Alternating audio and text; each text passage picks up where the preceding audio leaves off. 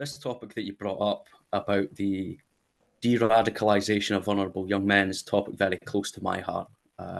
I found myself going down that path, and I was only really pulled out by the consistent efforts of Kenny Smith, and then later with my joining of the Homeland Party. So just want to say I'm very happy to be here, and I'm very happy to answer your questions because I think this is an important topic. So when it is a very, very important topic, especially with all of the labels and all the different terms that get thrown about nowadays, spawned a whole bunch of memes, especially with regards to the left wing in particular. Everybody I don't like is a Nazi or a racist, or everybody who disagrees with me is a racist Nazi, whatever it is. But talking about de-radicalization, when you sort of first encountered Kenny Smith, what was your sort of mindset like at that time? Where was you sort of in your headspace kind of thing? Yeah. So I first met Kenny Smith about 4 years ago now. I met him on a hike, actually. And we got to talking briefly. I think that he clocked quite early on that I was vulnerable to these dangerous ideas. And back then, after we got to know each other, we engaged in some activism together, he would quite often, I would find myself a couple times a week being on 4-hour-long phone calls with Kenny, which now he's very, very busy. That was an incredibly, I'm incredibly grateful for him to give me his time because of how precious it is. And we found ourselves talking about these things. And at first, like a lot of young men, I was very arrogant. I thought I had the world set to rights in my mind, that I knew all the solutions. I knew how it was going to carry out. And Kenny really sort of blasted holes with his rhetorical shotgun into that and showed me that it was hopeless the way I was trying to approach the problem, and dangerous. So before I'd met Kenny Smith, I was running in a previous outfit, in a different outfit, and it's that all came out in my docs. I got doxed by, I think I've been doxed about 4 times now, actually, by different organisations. Wow. But for me, it started off. I was a teenager, and I was looking around at the world and the way it was, and the way my country was being run, and I saw an existential threat to the continued existence of my people and my culture. And I was terrified, absolutely terrified. I still am scared and worried for my people. And I do want the best for us. I want us in 1,000 years. I want my people to still exist. And I want us to still be able to prosper in our homeland. Mm-hmm. And when I was that teenager, and I was terribly, terribly scared and afraid, and it seemed like every institution had let me down, and that almost there was a deliberate policy that was anti-Scottish, even because I identify more with being Scottish than I do British. I believe Scotland's my nation. I am still British. I'm not going to be advocating for any sort of breakaway Scottish state on this podcast at all. Yes, as a young man, folks, you heard it here first. Yeah, I'm not going to be advocating for Scottish independence on this podcast. Certainly not. But as that young man with those scares and those worries, I started looking up online, and part of the problem that leads young men down dangerous roads is that the sensible alternatives, at least back then, now we have the Homeland Party, but at least back then, they were being shut down, silenced. Voices were being kicked off of YouTube, Facebook. Twitter back then was not like it is now. Any sort of sensible approach, any sort of sensible solutions to these problems, sensible people pushing for sensible solutions were being knocked off. So those ideas weren't getting put out into the space, into the conversation. Mm-hmm. And the only ones that were allowed to remain were ones that were extreme enough that they'd already cordoned themselves off to some parts of the internet, like 4chan, like Discord, Telegram, all these secret squirrel little areas of the internet where bad ideas can prosper.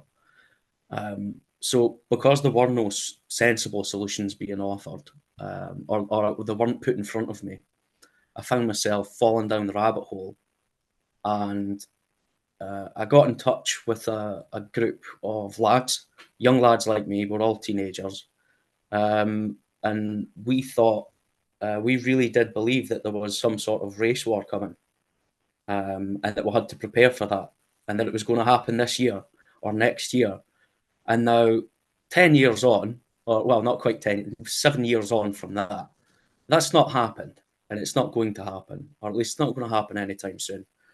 And one of the most dangerous ideas that was being bandied about at the time, and you'll have heard this before, everybody has, is the phrase, "There is no political solution." Mm. And I think that's the most dangerous idea that there is, because rhetorically, what does that leave as a solution? Good What does point. that leave? You say, if there's no political solution, if this can't be resolved properly through the institutions, through public will, how's it going to be resolved? And the only option that's left is violence and crime.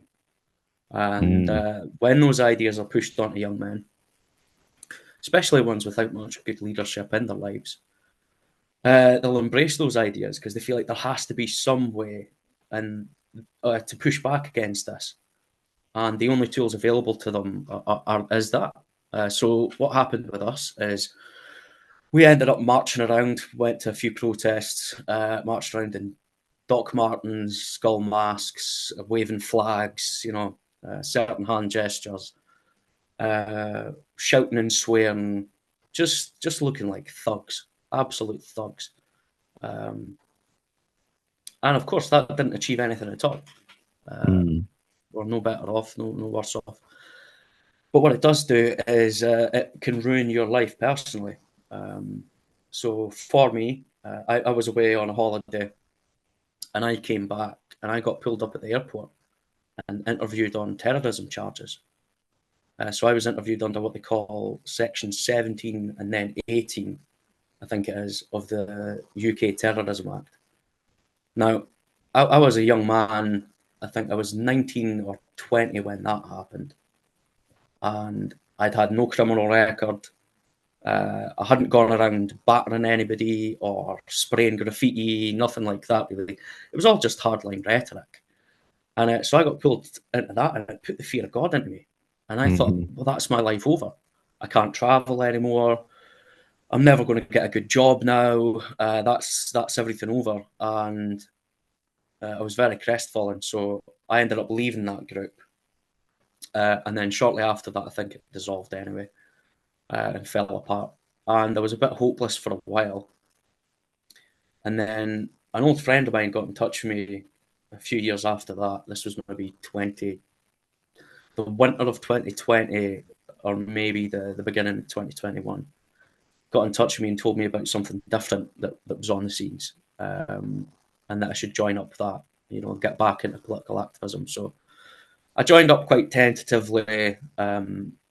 Everybody that's been on the more extreme side of things knows how paranoid everyone is.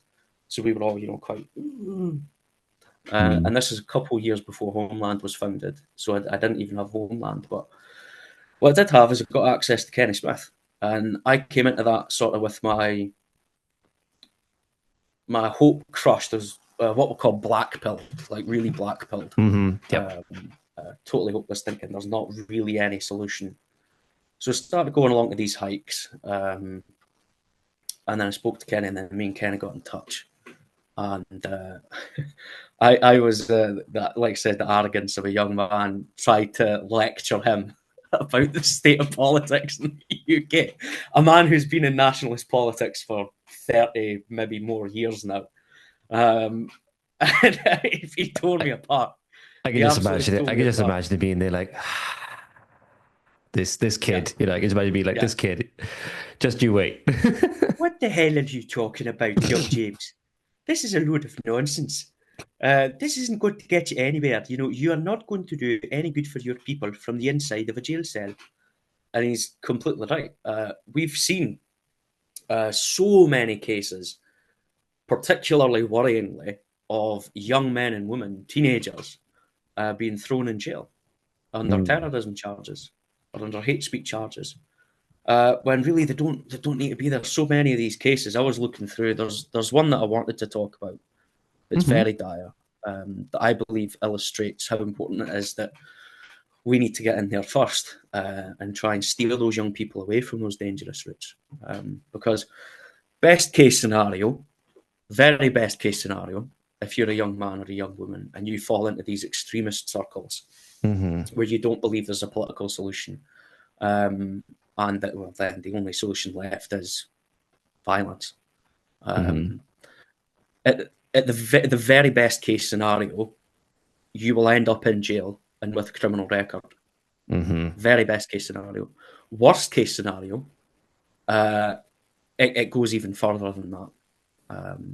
And God forbid we even think about what these young kids could get up to. So far, I don't think anything like that's happened, as far as I'm aware. I haven't, I might be wrong, I haven't seen any news yet of a young person actually carry out a dangerous act or a terroristic act or anything like that. The ones that I've heard of have mainly been of kids getting their lives ruined. And that'll let me segue on to another thing I wanted to talk about. Mm-hmm. The authorities, MI5, Hope Not Hate, isn't an authority, but it works quite closely with policing. Mm-hmm. So Hope Not Hate, the MI5, even Prevent, I think are dangerous for these young people. So what will happen is, again, best case scenario, before anything bad happens, if it would at all, because most of it's just online ranting and things like that from these young people. But best case scenario, these people capture them and ruin their lives. They don't sit them down and try and set them on the right path or talk to them about what's going on. There's one example here.